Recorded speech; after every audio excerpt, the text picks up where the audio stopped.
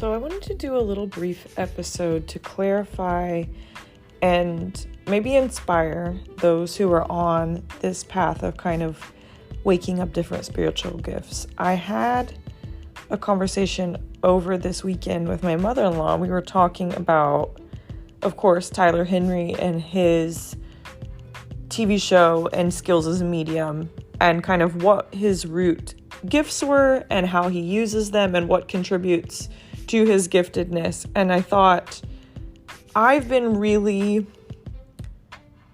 opening up my different gifts and discernment and abilities across, I'd say, like the last 3 or 4 months. They've really been expanding and opening.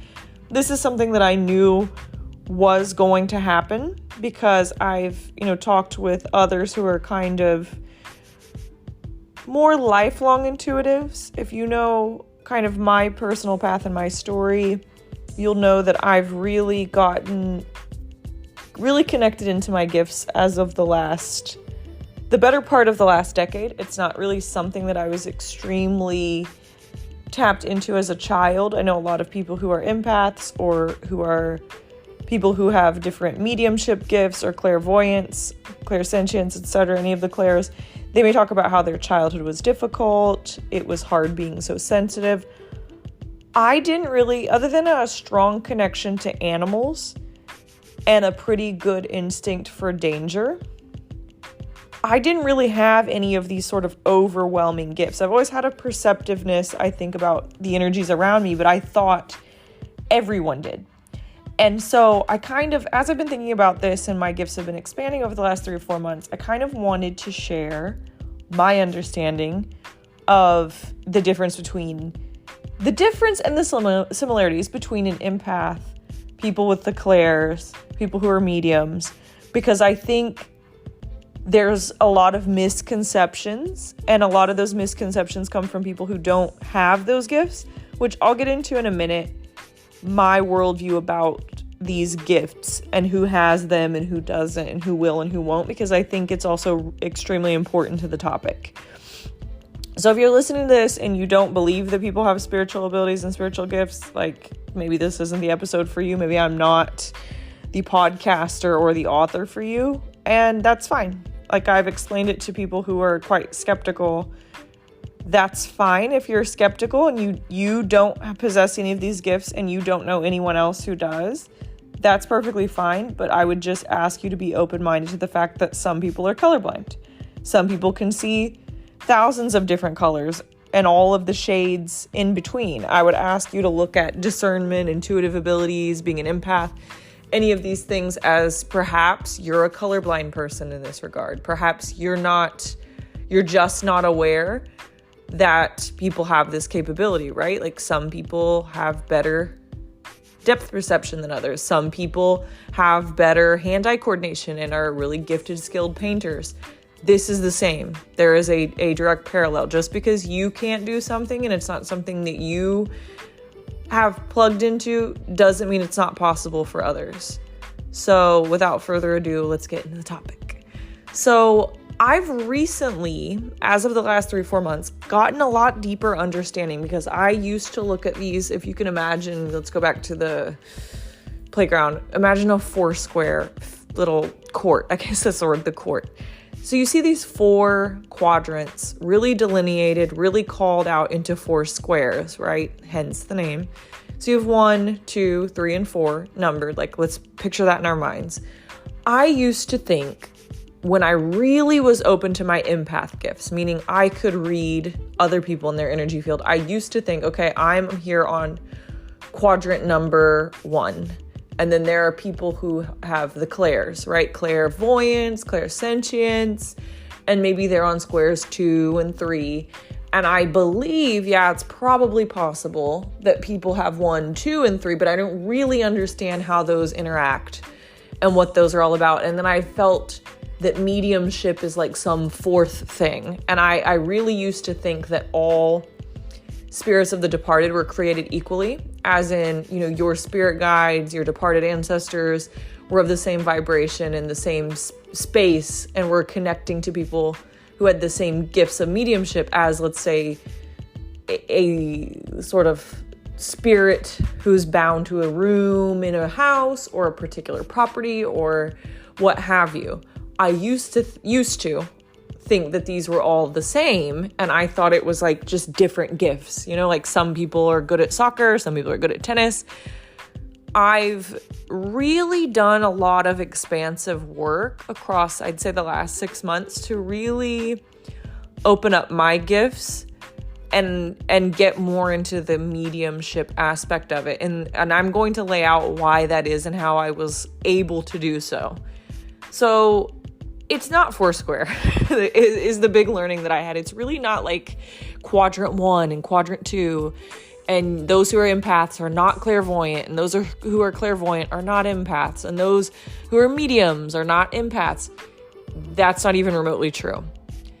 I've since had a lot of changes happen in my life. I've gotten really in a very open-hearted, trusting, really positive place with work and been much less fear-based, much less like overthinking everything, and really just leaning into the reality that my colleagues, we're all collaborating, we're all human beings. Let's keep it a positive, growth-oriented space. And that's really raised my vibration first and foremost, because I'm spending, 8-9 hours a day connected to this cause and, trying to move the needle forward and generate just really positive feelings and sentiments within my team so that we can make work seem more like play and therefore more enjoyable, right? And have fewer blow-ups and fewer issues and, bump into fewer egos out there in the workspace and instead collaborate from a place of growth and evolution and understanding. And I've just really changed how I go about my work. And that's really changed my life, to be honest. I've also outgrown a number of different friend dynamics and friendships, as well as familial dynamics, and just really had some changes occur in the relationships around me. As a result, that's really raised my vibration. I no longer allow people around me who are just in love with complaining, who have something negative to say about everything. And you can have friends who are spiritually open or open-minded and have some of the same hobbies and interests as you. That can happen all day. However, it really push comes to shove when you look at who's genuinely happy and who's genuinely happy for you because they're happy in their lives, and who's really just faking the funk. And so I've done a lot of energetic work to just cut off these connections at the stalk and just not have any of that energy getting poured into my life, because ultimately my vibration is completely under my control and I cultivate what I want. And that has been a huge game changer. And I think one begets the other. Me making these decisions in my personal life and in my circle have really fed my professional life to be so much better. And I'm really thankful for that. But that ultimately has raised my vibration. And there's just such a weird environment where people who are quote unquote new to spirituality, or who I won't even carry or wave this new age flag. Please, none of this is new age. All of this new age, and I say it with air quotes, all this new age thought is empirically and factually wisdom of the ancients being rediscovered intuitively over and over and over again. There's nothing new age about any of this. Let's just put my flag in the sand on how I view all of this once and for all. So there's a lot of new age folks who are getting into this, who are really focused on raising their vibration like it's some personal development pursuit. Like it's just this ongoing, gotta be better than before, when really it's actually about cultivating balance. And it's really very attainable every day if you focus on who you really are, not who society and your insecurities and the voices you seek validation from try to shape you into being. If you just really focus on who you came here to be in your heart of hearts, high vibration, balance equals solved. It's actually really simple. So I don't want anyone to misunderstand that I'm really obsessed with this, raise your vibration. It's training for a decathlon. It's not. That is a very material, competitive way of looking at it, when in actuality, having a high vibration is completely attainable for every single human being on this planet, and is something that can be cultivated when you sit in balance daily. It's not some pursuit that it's not like the Marine Corps or the Navy SEALs, where it's like the few, the proud, the brave. It's really how we should be. So let's get off that topic. So anyway, as my vibration has been rising, I've come to an awareness that in actuality, that's all there is to these 4 square quadrants. This notion that an empath is not clairvoyant, and that clairvoyant people are not clairsentient, and that empaths and clairvoyant people are 2 separate people, and they are not mediums. That's a third group of people. That's not how I understand it at all. And of course, you can agree or disagree from your place of awareness. It has no impact on me, but this is my podcast. I'm sharing my thoughts. The way I understand it now is that it all comes down to your vibration.